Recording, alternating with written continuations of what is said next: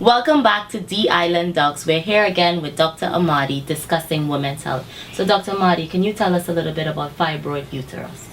Fibroid uterus is a very common condition amongst Caribbean females. It occurs about 40 to 60% of the time. It's usually a benign tumor of the uterus, most often causing painful menstrual periods, prolonged menstrual periods. There's multiple ways of treating the condition. You can treat it medically or surgically. Actually, that's one of my specialties, is managing it surgically using minimally invasive techniques. Okay. Laparoscopic. Laparoscopic or robotic surgery, yes. Okay. What about endometriosis? So many women are not sure exactly what that is. Endometriosis is when the cells from the lining of the uterus are outside the uterus and usually associated with very painful menstrual cycles. What basically happens, to make it simple, when you have your period, the bleeding, the lining of the uterus comes out through the opening of the womb, out of the vagina, and to the outside. However, in endometriosis, the bleeding is on the inside of the body and doesn't have any place to come out. The body sends cells there to get rid of that old blood, and that causes scarring, and in turn it causes painful periods. So what's the treatment? Again, the treatment of that can be medically or surgically. The main focus basically is to stop the ovary from working, to release its hormones. You can do that by using birth control pills.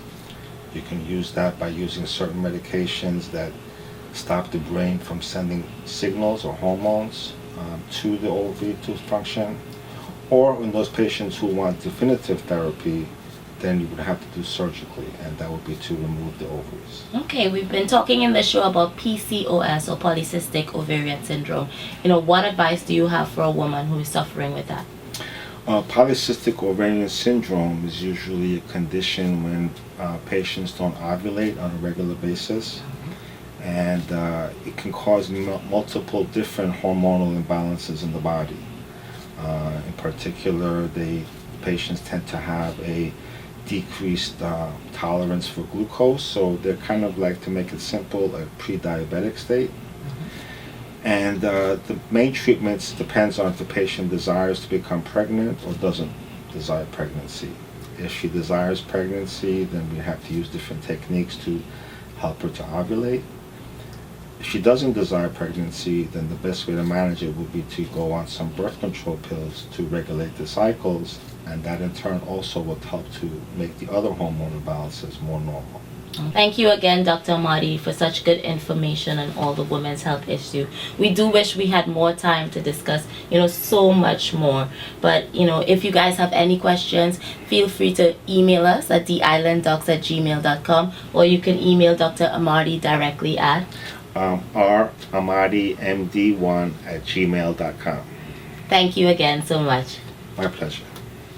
Thank you so much, Dr. Ahmadi, for shedding such good insight and information. It's so important that we women know and understand all parts of our bodies. Yes, and this message is also for you guys out there, because you need to understand your woman's health issues so that you can be a bit more supportive. That's so true. And remember, there's a vaccine out there to treat and prevent cervical cancer. It's the HPV vaccine. It's available from the age of 9 until 26. It is it's one of those things that we can use to prevent people from getting cervical cancer.